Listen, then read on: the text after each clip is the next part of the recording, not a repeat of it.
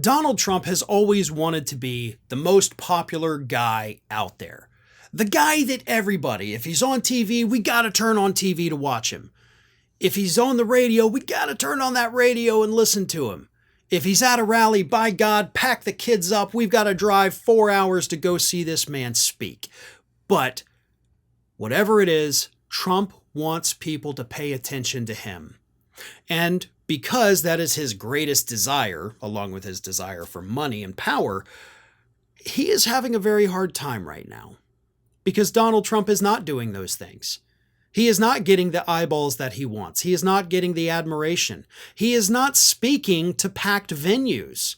And a former Republican lawmaker from the state of Florida thinks he may know one of the big reasons why Donald Trump is just not pulling people in anymore. And it's the worst thing that Donald Trump could ever hear. And it's this. You, Donald Trump, are now the boring candidate. There is no enthusiasm around you. There is no excitement anymore. Oh, sure, you still have the weird, random MAGA oddball out there with the big Trump flag on the back of his truck or on his boat. But it's nowhere near what it was in 2020 or 2016. And David Jolly, former Republican lawmaker from Florida, in a recent interview with MSNBC, put it this way. He's more like the aging rock star whose fans have kind of faded away, so it's more like a reunion tour for him. It just doesn't quite have the spark it had in 2016, and the lack of enthusiasm is there as well, and he's not helping himself. And then Jolly went on to talk about what Lindsey Graham said last week on the Sunday talk shows, where he said, yeah, Trump could lose this thing. And Jolly added, Lindsey Graham is right. Donald Trump will likely lose to Vice President Harris as we stand here today. What the Trump camp needs to do is throw the whole kitchen sink at her, which is what they've been trying to do, but nothing's sticking.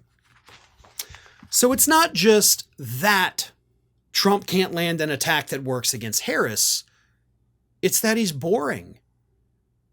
And that is true. And honestly, it's kind of what I've been saying for many, many years now. I'm sure my regular viewers here have heard me talk about Donald Trump and compared him to the Macarena. Okay? When the Macarena first came out, everybody was like, holy crap, this is fun. Oh, there's a dance to it? Heck yeah, we're having fun. This is weird and new. And yeah, it's kind of kitschy, but whatever. But then everywhere, everybody was playing the Macarena. The same song over and over and over. And eventually what went from being just a, mild pop culture phenomenon became a running joke. And Trump's the same way. Because ever since he burst onto the political stage coming down that escalator in 2015, he's been playing the same song. He's been doing the Macarena the whole time, and voters were like, yeah, man, it was fun for a minute. Like every now and then to hear it at a wedding, right? And that's kind of, hey, we haven't heard it in years, but you're playing it every day. So what is Donald Trump's Macarena? Build the wall. Democrats are communists. The 2020 election was stolen from me. Democrats are communists. Build the wall. 2020 election was stolen. And the voters, his own supporters, don't care. They're like, dude, we've heard this song 1,000 times. You don't have to keep singing it. You can retire it. Hell, even Bobby McFerrin no longer sings Don't Worry, Be Happy because he's sick of it. At some point, this aging rock star, as David Jolly points out, you got to play something new or maybe play one of your other greatest hits that kind of fell out of rotation during your sets. I don't know, but if you don't fix it, you're going to continue to be boring as hell.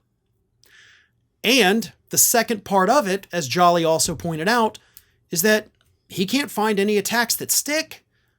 He's tried calling her Communist Kamala or Comrade Kamala. Well, voters are sick and tired, even Republican voters, of hearing the word communist, communist, communist.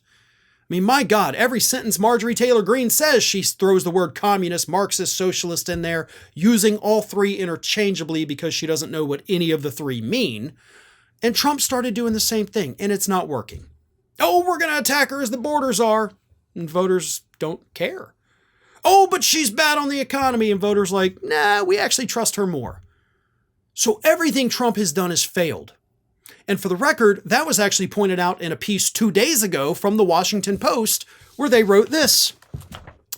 As Harris glided through the past month, Trump has taken to social media or to friendly media interviews in hopes of setting the terms of the conversation, but that has backfired.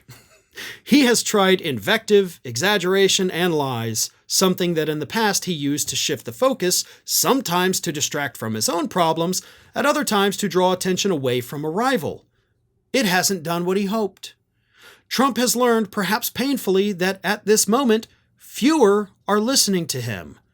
In short, nothing seems to be working the way it once did.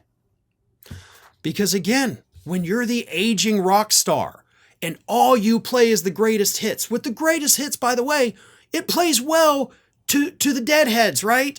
To the people who follow you around the country because, man, we just love the greatest hits. These are great songs. Cool.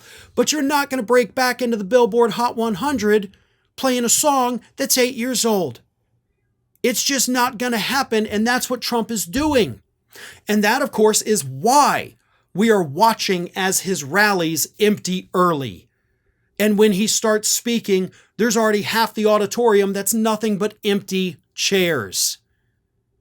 That's why his stock in his Trump Media Technology Company is falling. Because people are not only losing faith in him as a candidate, they're losing faith in him as a businessman. They don't even think he could run a successful competitor to Twitter, which he can't. So they're leaving the company. They're dumping their stock. They're making it worthless right before he's able to sell it. They're not reposting him.